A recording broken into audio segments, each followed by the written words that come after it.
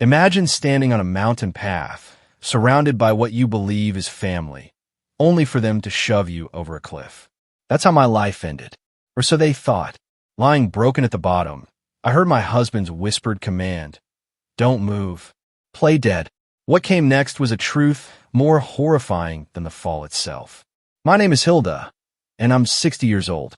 What I'm about to tell you will shatter everything you thought you knew about family, loyalty, and betrayal. Just 3 days ago, my own son, Damien, and my daughter-in-law, Melissa, tried to murder my husband, Henry, and me. They pushed us off a 90-foot cliff. As I lay there, every bone screaming, blood filling my mouth, Henry's voice cut through the pain. "Hilda, don't move. Play dead." But the physical agony was nothing compared to the revelation that followed. Henry was about to unleash a secret, a nightmare our children had kept hidden for 25 years. For 4 decades, Henry and I believed we were building the perfect life. Our little suburban home, the smell of fresh coffee in the mornings, birds singing. I was a teacher coming home each day with stories from my students. Henry, a gifted carpenter, his rough hands transforming wood into art. We had 2 sons, Richard, our firstborn, the heart of our home, always laughing, always helping. Then there was Damien, 5 years younger, quieter, more reserved, but loved with the same fierce maternal intensity. You never play favorites, do you? Or so I thought. Sundays were sacred. Family gathered around Henry's handmade oak table. Richard, buzzing with engineering dreams. Damien, silent, just picking at his food. Life felt simple, beautiful. Evenings, Henry and I would walk the town trail, dreaming of grandkids, of growing old together in that very house. I never imagined those peaceful walks were training for the one that nearly killed us. Our home was always filled with laughter, especially when my sisters, Harriet and Irene, came over with their families. Kids everywhere, women sharing recipes, men fixing things in the yard. Henry was my rock. 40 years married, and he still brought me wildflowers he'd picked. We were a team, an unbreakable unit. We'd sit on the porch, planning retirement travels, seeing the ocean, building a smaller home. But perfect happiness, as I would bitterly learn, often hides the deepest tragedies. When Richard turned 20, something shifted.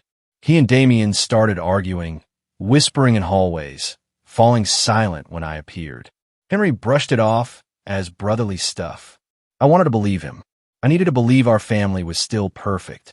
Then one October night, 25 years ago exactly, Richard didn't come home.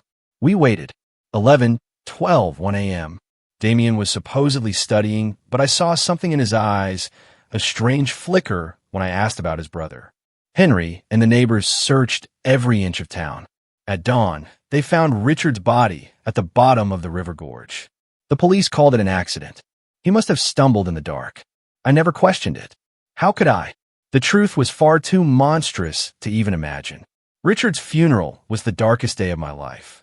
My only black dress, the same one I'd worn for my mother's funeral. Damien was strangely calm. While I cried until I had no tears left, he stood there, silent. The look on his face now, knowing what I know, sends shivers down my spine. Henry never left my side, holding me up, whispering comforts that, in hindsight, must have tasted like ash in his mouth. After Richard's death, Damien transformed. He became incredibly attentive, loving, almost as if he was trying to fill a void. He helped with chores, joined Henry in the workshop, brought me things when I was sad. I saw it as his way of grieving, of trying to heal. How painfully naive I was. He wasn't healing.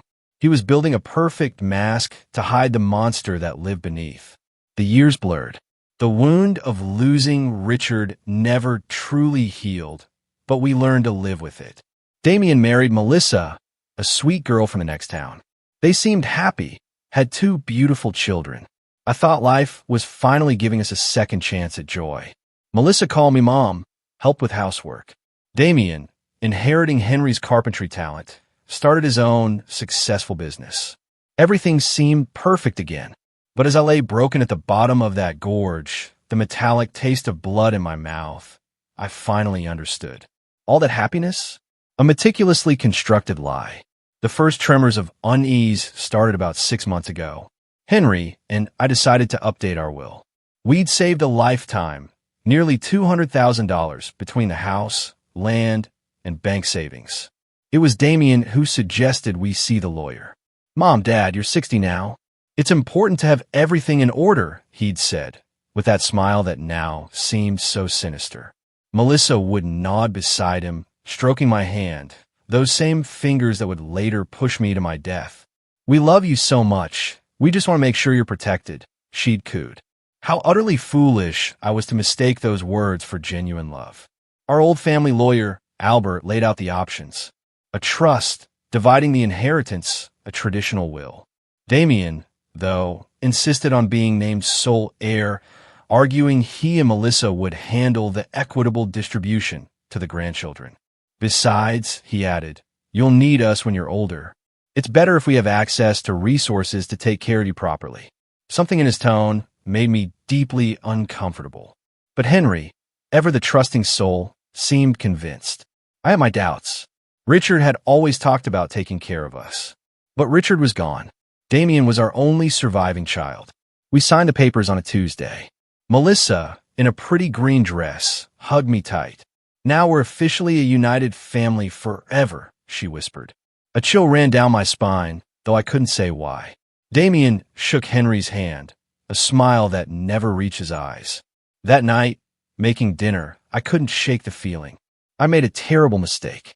The following weeks were unsettling. Damien and Melissa started visiting more, but their presence felt different. They weren't just coming to spend time. They came with suggestions.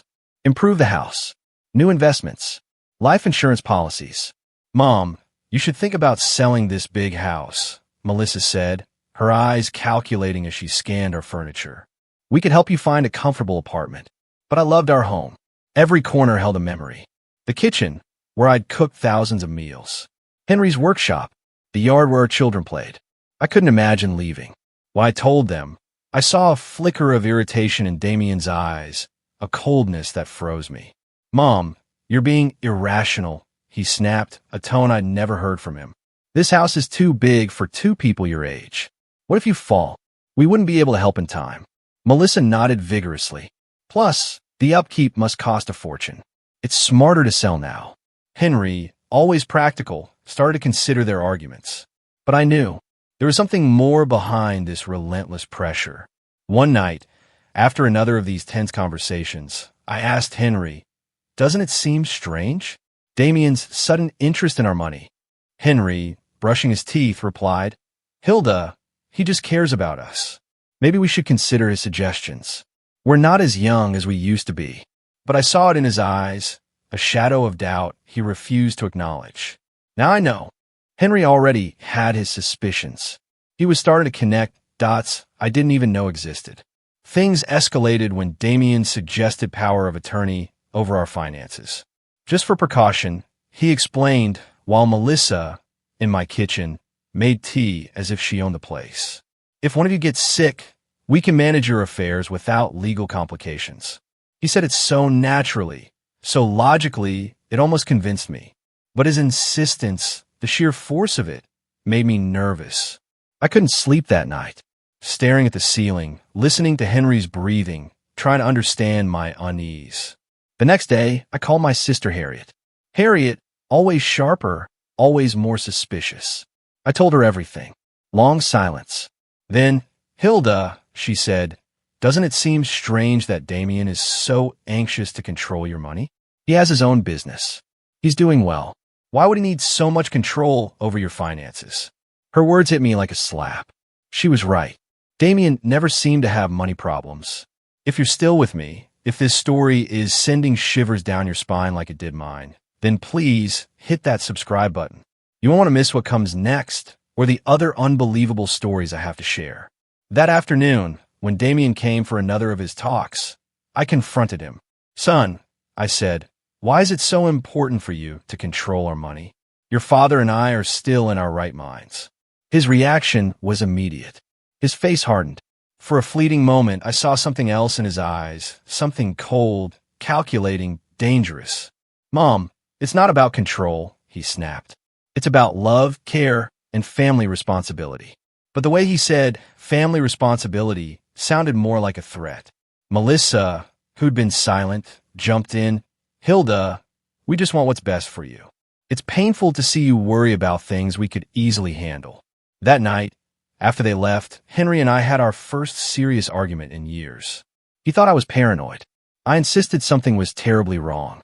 Henry, I said, as we washed dishes, do you remember Damien before Richard died? He was different, more distant. Something about him scared me. Henry stopped, looked at me, and in his eyes I saw it. Recognition. Hilda, he whispered, his voice barely audible. There are things about Richard's death I never told you. My heart hammered against my ribs.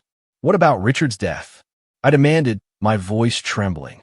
Henry sank into a kitchen chair, the same one where Richard used to do his homework. He ran his hands over his face, as if trying to erase 25 years of torment. The night Richard died, he began, his voice broken. Damien wasn't in his room studying. I saw him leave around 8. I followed him. He'd been strange, aggressive, resentful. Henry paused, staring at his hands. I saw them arguing by the gorge, Hilda, screaming horrible things at each other. My world spun. What were they arguing about? I whispered, terrified of the answer. Henry looked up, tears in his eyes, tears I hadn't even seen at Richard's funeral. About the inheritance, Hilda. Damien was furious. Richard was the oldest. He would inherit most of our assets. But there was something more, something about money Richard had found. What money? I asked, the ground vanishing beneath my feet. Henry took a deep breath. 3 days before he died, Richard came to me in the workshop. He discovered Damien was stealing from our savings account. Small amounts at first, then larger sums. Richard had proof. He'd been investigating for months. My mind refused to process it. My youngest son, the one who'd been so attentive after Richard's death, the one who cared for us, had been stealing from us even before his brother died. Why didn't you ever tell me? I accused Henry, the betrayal multiplying. Because when I got to the gorge that night, it was already too late, he choked out. I saw Damien standing next to Richard's body. He was trembling, crying, repeating, it was an accident. It was an accident. He looked at me, Hilda, with those desperate eyes, and begged for my help. Dad, he said, Richard tripped when he was trying to hit me. I just defended myself. Tears streamed down my face. But you believed him? I murmured, though I already knew. Henry nodded slowly, a guilt-ridden shadow of his former self. He was my son, Hilda, my youngest son. Richard was already dead. How could I destroy the other one? I thought it was an accident. That Damien would learn his lesson. And the stolen money? I pressed. Damien promised he'd pay it back. Said it was for a business gone wrong. He swore he'd never do it again. And I believed him, Hilda. God forgive me. But I needed to believe my son wasn't a killer. I staggered from the table, clinging to the wall. Everything I believed about my family, my son, the last 25 years was a lie. Did he pay it back? I asked, seeing the answer in Henry's face. Never, he replied. He kept stealing. Small amounts. And I pretended not to notice. Because confronting him would mean admitting I covered up a murder. I became his accomplice, Hilda. Every silence, every averted gaze, made me more complicit. The horrible reality solidified. That's why he's so interested in our finances now, I whispered. It's not care. It's to finish what he started 25 years ago. Henry nodded gravely. And there's something else, Hilda. Something I just discovered. My heart couldn't take more. Henry pulled papers from his desk. I've been investigating Damien's finances. His business is failing. He owes over $100,000 to banks, suppliers. The papers trembled in my hands. Damien wasn't a success. He was a desperate failure, living a life built on stolen money and lies. Does Melissa know? I asked, picturing her sweet smile. I'm sure she does, Henry said. She directs the conversations about our money, asks specific questions about our savings, the house, our life insurance. They aren't innocent questions, Hilda. They're from someone calculating exactly how much our death is worth. His words chilled me to the bone. Our death. It was the first time I fully grasped it. He didn't just want to rob us. If he killed his brother for money, what would stop him from killing us? Henry, I gripped his hands. We have to go to the police. He shook his head, a look of utter hopelessness. With what evidence, Hilda? I'm an accomplice to murder. I'll go to jail too. Who would believe an old man who kept this secret for 25 years? He was right. So we just wait for him to kill us? No, Henry said, trying to sound strong. We'll be careful. We'll find a way to protect ourselves, to gather evidence. His words were interrupted by the phone. It was Damien. Hi, Mom. His voice now sinister. Melissa and I thought, for your 40th anniversary, it would be beautiful to go to those mountains you always talked about. A family hike next weekend. Take pictures. A perfect day. My blood turned to ice. Henry, who'd heard, had the same terror on his face. That's a very sweet idea, son. I managed, my voice trembling. But let us think about it. We'll call you tomorrow. After hanging up, we just stared at each other. We just received an invitation to our own execution. The mountains, I whispered. He's going to kill us there. Make it look like an accident. Henry nodded. That night, we didn't sleep, holding each other, planning how to save ourselves from our own son. The next few days were pure terror, masked by pretense. We smiled, nodded, acted excited about the family trip. But every fiber of my being screamed. I was looking into the eyes of my son's murderers, and now they planned to kill us too. Melissa arrived Wednesday, beaming, a shopping bag in hand. Hilda, dear, she said, hugging me, those arms that would soon push me to my death. I bought supplies for our mountain adventure. Cookies, water, fruit. I could only think of how each item could cover up our murder. I also brought my new camera, she added, pulling out an expensive digital camera. I want to capture every moment. Photos we'll treasure forever. The irony made me sick.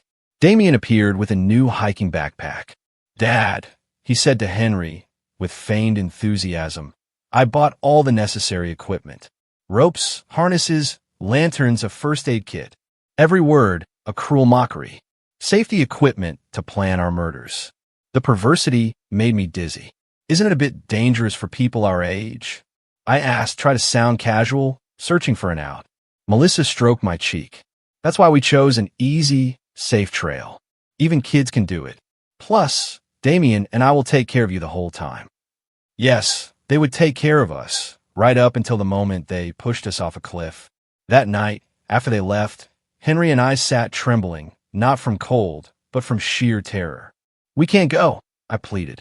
If we don't go, Henry replied, his voice grim, they'll find another way. A house fire, a robbery. At least in the mountains, we know what they'll try. His terrible logic offered no comfort. What do we do? I asked, desperate. Henry thought. We'll go, but we'll be prepared. I'll hide my cell phone, set it to record everything. If we survive, we'll have evidence. If not, his voice broke. At least someone will know the truth. Friday night, we could barely eat.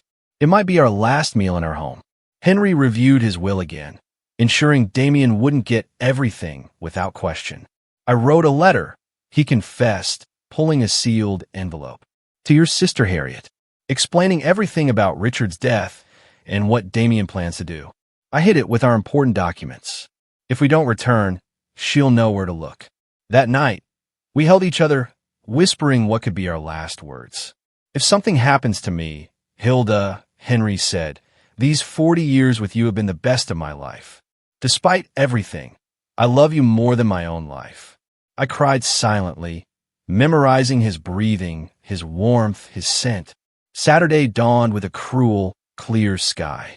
Damien arrived, whistling a cheerful tune that chilled my blood. Morning, lovebirds, ready for your big adventure. Melissa, radiant as a bride on her wedding day, a wedding with death. During breakfast, which we choked down, Damien explained the route. It's a beautiful trail, he spread a map. Leads to a lookout with spectacular views. His eyes gleamed with demonic enthusiasm. Spectacular, indeed. They would be the last views we'd ever see. Melissa added, the trail has some steep parts, but nothing experienced hikers like you can't handle. A cruel joke. We were two 60-year-olds who barely walked the park. As we loaded the car, I watched Damien meticulously check his backpack. Ropes, a small shovel, something like a flare gun. What's that for? I asked. Safety, he replied, without missing a beat. If we get lost, We can send a distress signal. Of course, a distress signal. After pushing us off a cliff so our bodies would be found, confirming a tragic accident. Every detail calculated. The 2-hour car ride felt like an eternity. Melissa played cheerful music, singing along. Damien drove carefully, obeying every speed limit. He didn't want any accidents that would ruin his perfect plan. Henry discreetly took my hand and activated his phone's recording. Everything from that moment on would be captured. If we survived, proof. If not, the truth wouldn't die with us. At the trailhead, my heart hammered. The place was beautiful, tall trees, a river. But for me, it was an execution ground. Damien and Melissa, smiling, joking, ready for the adventure. And for the first time in 25 years, I saw it in Damien's eyes. The same cold glint he'd had the night he killed his brother. The trail started easy, winding through lush trees. Melissa walked ahead, constantly taking pictures. Look at those wildflowers. That beautiful bird. Her performance was perfect. A loving daughter-in-law, enjoying a special day. Damien walked behind us, supposedly to ensure we didn't fall behind. But I felt his eyes, daggers in my back. Every time I turned, he'd give that grin, perfected over 25 years of lies. How are you doing, Mom and Dad? Need to rest. After an hour, the trail grew steeper. My legs were heavy. Henry was breathing hard. They knew. They'd chosen a route to exhaust us, make us vulnerable. We're almost at the lookout, Melissa announced. But the map I'd seen said another hour. Her lie confirmed it. They wouldn't take us to the real lookout. Our death spot was closer. I tried to memorize every detail. Every tree, every rock. A reference if I survived. Henry did the same. Our glances, filled with terror and grim determination. We were walking to our deaths, yes, but this was our only chance to get evidence. Oh, look at that. Melissa suddenly shrieked, pointing to a rock formation. That cliff has an incredible view. Why don't we climb up there for some special photos? My blood ran cold. There it was. Their chosen spot. The cliff rose 90 feet above the main trail, accessible by a much more dangerous path. Loose rocks. Fewer trees. A precipice falling into a deep gorge. I don't know. I tried. That trail looks pretty dangerous for people our age. But Damien was already heading for the turnoff, his backpack full of safety equipment he wouldn't use to save us. Come on, Mom. He used that childish voice. It'll only take a few minutes. Melissa's right. The photos from up there are going to be spectacular. The way he said spectacular made me tremble. Spectacular for whoever saw them as evidence of our accident. Henry squeezed my hand. The phone was recording. We had to go on. If we refused now, they'd simply find another opportunity, another excuse to kill us. The climb was exhausting. Loose rocks. More than once, I nearly fell. But the terrifying truth was how perfect this place was for murder. No survival. No witnesses. Almost there. Melissa shouted from the top. Damien followed, then helped us the last few feet. His hands on my arms felt like a vulture's claws. The lookout was spectacular, indeed. The valley, the mountains, the river. In any other circumstance, it would have been beautiful. Now it was a nightmare setting. Come over here for photos. Melissa chirped near the edge. I want the valley in the background. Henry and I approached, each step bringing us closer. Damien positioned himself behind us, calculating angles. Perfect, Melissa exclaimed, camera up. Now hug each other and smile. We hugged, probably for the last time. Flash after flash. Like lightning, announcing the storm. One more, Damien suggested, moving closer. Stand back a little, so the landscape looks better. One step back, exactly on the precipice. Henry and I exchanged a look. The time had come. We stepped back, feeling solid ground vanish. Only the abyss behind us. Melissa raised the camera again. This time I saw it. The mask was gone. Smile, she said, her voice devoid of sweetness. This is going to be your last photo. At that moment, Damien lunged. The plan was simple. Push us, take photos of the accident, then go down to discover our broken bodies. But Henry was ready. In the last second, he grabbed Damien's wrist, pulled him forward. If we're going to die, you're coming with us? He roared, a fury I'd never seen. For a moment, all four of us teetered, a macabre dance of life and death. Melissa screamed, tried to help Damien, but our combined weight was too much. I felt the ground give way, gravity winning, and then all four of us fell, screaming, the air whistling, the rocks rushing up. In those seconds, an eternity, I thought of Richard, how he must have felt. The impact was brutal, bones cracking, my body shattering, the pain indescribable, the taste of blood, the certainty that Damien had won. This time, no witnesses. But then, Henry's voice, weak, clear. Hilda, don't move. Play dead. I was alive. Somehow I was still alive. The pain was maddening. Every fiber of my being screamed. Blood ran down my face, clothes soaked and sticky. But Henry's voice, a divine command, played dead. With a willpower I didn't know I possessed, I remained utterly still, controlling even my breathing. A few feet away, Damien and Melissa groaned. They'd survived too, but sounded worse than us. Melissa, I heard Damien's broken voice. Are you okay? His concern for his wife made my stomach churn. This man, who murdered his own brother, who tried to murder us, could still feel love for someone.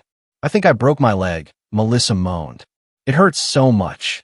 And what about the old people? The disrespectful way she referred to us confirmed it. We were never family. Just obstacles. I heard movement. Damien crawling toward us. My heart hammered. Would he hear it? They're dead, he announced after a few agonizing minutes. Both of them, eyes open but not breathing. His lie filled me with a strange hope. If he believed we were dead, maybe we had a chance. Perfect, Melissa whispered, chilling my blood. It worked just like we planned. Well, except for the part where we fell too. She gave a bitter laugh. At least we won't have to pretend to love them anymore. For the next minutes, which stretched into an eternity, they discussed their situation. Both injured but mobile. The plan, crawl out, call for help, tell the story of their miraculous survival and our tragic accident. Remember the story? Damien said. We were taking pictures. A rock came loose under Dad's feet. He tripped, pulled Mom with him. We tried to help but fell too. Our stories have to match. I know, Melissa replied. We've practiced this 100 times. With the traumatized survivors of a family tragedy. Poor us. We lost our dear-in-laws. Her performance was so convincing. If I hadn't lived the truth, I would have believed every word. Their voices faded as they crawled away toward what they thought was salvation. When silence finally returned, Henry whispered, Hilda, are you okay? I whispered back, alive but terribly injured. My left leg is broken, he choked out. Fractured ribs. What about you? My right arm, throbbing head, a bad shoulder. But I was alive. More than I'd hoped for. We're bad, but we're alive, I whispered. But there's no signal down here. The most terrifying part. Alive, but trapped, injured, no way to call for help. We die here, slowly, unless someone found us. Henry, I urged, before it's too late, tell me everything. Everything that really happened the night Richard died. He sighed deeply, as if waiting 25 years for this. That night, he began, trembling. Richard found me in the workshop. Furious. Bank statements in his hands. Proof. Damien had been stealing from our accounts for months. Small amounts, then larger. Richard had noticed discrepancies. The physical pain of my injuries mingled with the emotional agony of this decades-old truth. Richard wanted to confront Damien that night, Henry continued. I tried to calm him, but he was determined. He couldn't sleep knowing his brother was stealing from us. And you followed him? I asked. Yes. I was afraid. I knew Richard's temper, and Damien. I'd noticed a coldness in him. At the gorge, Henry said, I found them screaming. Richard had the papers, waving them. You're a thief, stealing from our own parents. Damien denied everything. Said Richard was crazy. My heart pounded, imagining the scene. My sons, facing off in the dark. What happened next?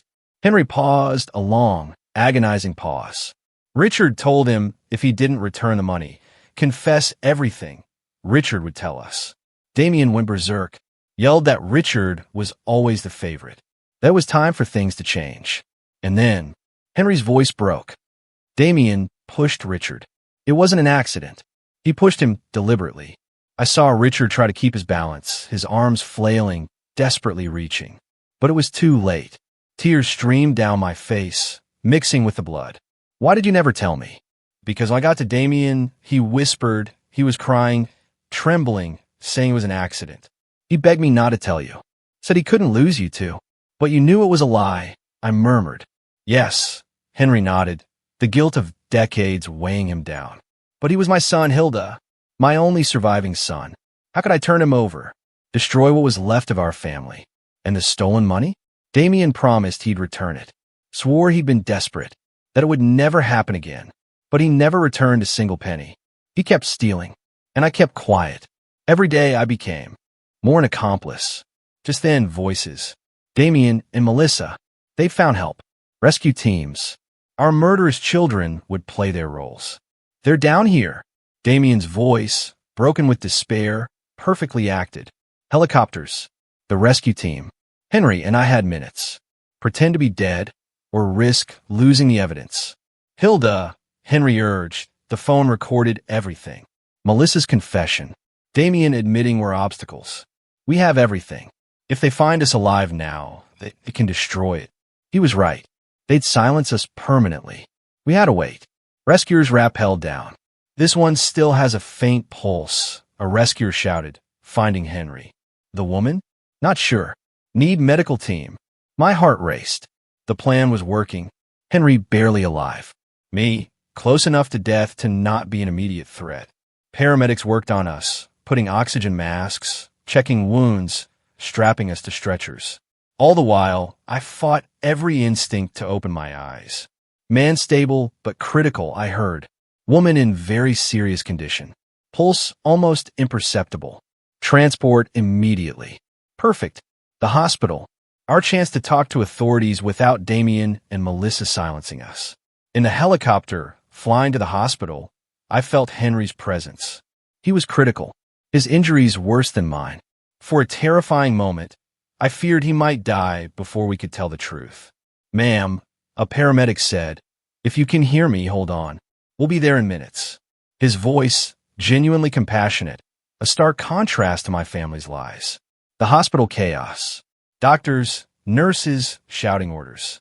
I was wheeled into an emergency room, still pretending unconsciousness. But how to communicate? Doctor, a nurse said, her vitals are strange. Pulse stronger than expected. My heart leaped. They'd noticed. I was a terrible actress. The doctor murmured. Happens sometimes in extreme trauma. The body clings to life. Then Melissa's supposed sob. Can we see them? Damien asked. Just for a few minutes. To say goodbye just in case. The doctor agreed. Footsteps approaching. The most dangerous moment. I had to convince my murderous son I was dying. Damien touched my hand. I fought not to flinch. Mom, he whispered, if you can hear me, I love you.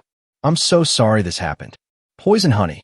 Melissa, Hilda, dear, you've been like a mother to me. We'll never forget you. Liar. They'd never forget me because they'd murdered me. Then Damien leaned closer, whispered something that chilled my blood.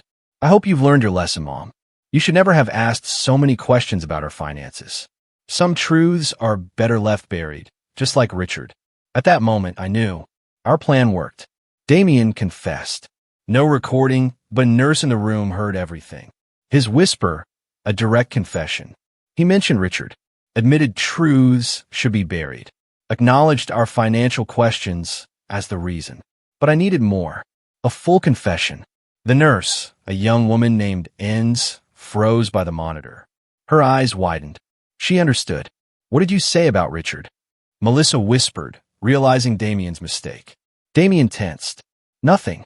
Just. Mom always wondered. Doesn't matter now. But it did matter. And Melissa was smart enough to know it. Damien, she said, tense, let's go. Doctors need space. The tension between them, the mutual understanding they'd said too much. After they left, Nurse Enns approached. Ma'am, she whispered, I know you can hear me. What I just heard is not normal. If you are in danger, you need to tell me somehow. Her urgency filled me with hope. Someone else suspected. Very slowly, I moved my index finger. The smallest possible movement. Inns saw it. "Oh my God," she whispered. "She's pretending." I moved it twice. "Yes. Listen." She leaned closer. "I'll pretend to check your monitors. If you're in danger from those people, move your finger 3 times. Without hesitation, I moved it 3 times. Inns gasped. "They did this to you?" 3 more movements. She moved away, pretending to check my 4, struggling with what to do. Finally, she returned. "I'm going to talk to the doctor," she whispered. "But you need to keep pretending until we can protect you. Do you understand?" I moved my finger once. Agonizing minutes passed. Footsteps. Inns, the chief doctor, and 2 police officers. "Ma'am," the doctor said, "Nurse Inns told me about your situation. You are safe now. The officers are here." A wave of relief, so intense it almost broke my act. "Can you open your eyes?" one officer asked. Slowly, I opened them, blinded by hospital light, then focused on worried faces. "Thank God," Inns murmured. "I thought I was going crazy." "Ma'am," the officer, Detective Johnson, said, "we understand you're in a very dangerous situation. Can you tell us what really happened?" My voice, a raspy whisper after hours of pretense. My son and his wife pushed us. The next hours were a blur. Statements, recordings, revelations. I told Detective Johnson everything. Richard's death, Damien's thefts, the will, the mountain plan. "Your husband recorded evidence?" The detective's eyes gleamed. "Yes," I replied. "Everything's on his phone." He rushed to Henry's room. Henry, conscious an hour before me, handed over his phone.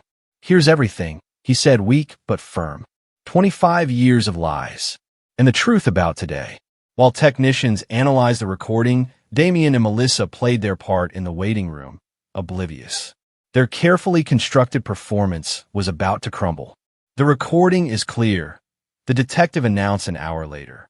"Explicit confessions about Richard's murder, admissions of stealing money, direct evidence of premeditated attempted murder against you both. It's more than enough to arrest them." "Are you going to arrest them here?" I asked, concerned for our safety. He nodded. "Officers are in position. Warrant signed. We'll take them. You are both under police protection." The irony hit me. They were down there, receiving condolences for our deaths, planning our funeral, our inheritance. They had no idea we were tearing down their world. "Is there anything else?" the detective asked, pulling out a folder. "After your story, we investigated your son's finances. He's not only bankrupt, he owes money to some very dangerous people. Unofficial lenders." My blood ran cold. "You mean we weren't just inconvenient?" He confirmed it, the detective said. "You were his only salvation. Your inheritance would pay his debts. Without you, he'd probably be dead in weeks." A new dimension to the betrayal. We weren't just obstacles. We were his financial lifeline. Our death wasn't just convenient. It was absolutely necessary for his survival. "What about our grandchildren?" I asked, a new wave of pain. "Social services will take temporary custody," the detective replied gently. "But you could apply for custody once you recover." The idea of raising the children of our murderers was overwhelming. But it was also the only way to ensure something good came from this nightmare. Those children were innocent. They deserved real love. "It's time," the detective said, as an officer entered with papers. "Warrants are signed. We're arresting them now." Through my room's window, I saw officers position themselves. The moment I'd waited 25 years for. Damien Black and Melissa Black. I heard the officer's firm voice. "You are under arrest for the murder of Richard Black and the attempted murder of Hilda and Henry Black." Deafening silence. Then Melissa's hysterical scream. "What are you talking about? We're victims. They died in an accident."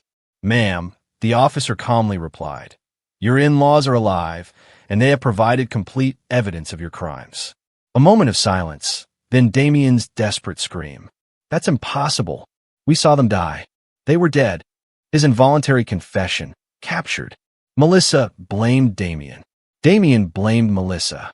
In minutes, their alliance crumbled, each trying to save their own skin. Detective Johnson returned an hour later, satisfaction mixed with sadness. They're arrested, on their way to the station, blaming each other, which strengthens our case. But something else. "We found this in your son's backpack. He showed me a small digital recorder. Apparently, he'd been recording conversations with you and your husband, probably looking for evidence you suspected something. My blood ran cold. It means he knew, the detective explained. The trip wasn't spontaneous. It was a direct response to your suspicions. Melissa's voice on one recording. We have to act fast before they go to the police. The depth of their planning. The cold calculation. We were mice in a maze, and they the scientists watching our every move. There's more, he continued. In his finances, he'd forged your signature on documents, trying to access your bank accounts. If you died, he'd have had immediate access to everything. Every revelation, another stab. My son hadn't just planned murder. He stole from me, forged my signature, violated every trust. How much did he steal? I asked, not sure I wanted to know. About $50,000 over 5 years, the detective replied. Small amounts he thought you would notice. But it financed his life of luxury while he planned our murder. The following days in the hospital were a blur of interviews, lawyers, and media calls. The most horrible family betrayal of the decade, the local press called it. My sister Harriet arrived, sobbing, clinging to me. Hilda, I always knew something was off about Damien after Richard's death, but I never imagined this. Her words were a small comfort. My maternal instincts hadn't been entirely blind. And the kids? I asked about my grandchildren. They're confused, Harriet replied, asking why their parents can't come home. Too young to understand. Our lawyer, Albert, visited. The case is solid, he assured us. Recordings, confessions, financial evidence. Almost impossible for them to escape conviction. But he added, they're trying to negotiate a lesser plea, claiming it was a crime of passion, not premeditated. A crime of passion? They planned this for weeks. Bought equipment. Chose the place. Albert nodded. Their lawyers will argue it was desperation under financial pressure. The idea of reduced sentences ignited a furious fire within me. They murdered Richard. Tried to murder us. Stole for years. And now they wanted to be victims? What can we do? I demanded. Testify, Albert said simply. Your testimony, with the evidence, will be crucial. But be warned, facing your son in court will be emotionally devastating. He was right. The thought of looking Damien in the eyes, of hearing his lawyers justify the unjustifiable, of reliving this nightmare publicly, was overwhelming. But I had to. For Richard, for Henry and me, and for my grandchildren who deserve to know the truth. 6 months later, the trial began. On the day I testified, I looked Damien straight in the eyes. I saw no remorse, no pain. I didn't see my son. I saw a cold, calculating stranger who had worn my son's face for decades. When I finished recounting every horrifying detail, I addressed him directly from the witness stand. Damien, I don't know who you are, but you're no longer my son. My son died the night you killed Richard, and what has been living in his place for 25 years is a monster I unwittingly helped raise. The jury deliberated for 3 days. They found Damien guilty of first-degree murder for Richard's death and first-degree attempted murder against Henry and me. Melissa received the same conviction as an accomplice. Both were sentenced to life in prison, without parole. Now, a year later, Henry and I have begun the process of formally adopting our grandchildren. They are beautiful, innocent children who deserve to know what true love is. Not the manipulative, toxic love they receive from their biological parents. Every night, when I tuck them in, I tell them about their Uncle Richard, the brother they never knew. I tell them about his kindness, his honesty, his dream of being an uncle. We will ensure Richard's memory lives on, free from the shadow of his brother's betrayal. This journey has been a testament to truth, resilience, and the unimaginable darkness hidden within plain sight. We survived, but not without scars. So let me ask you, if you were in my place, knowing what you know now, would you have been able to expose such a deeply buried family secret, even if it meant destroying the family you thought you had? Tell me what you think in the comments below. I'm truly curious to hear your perspective.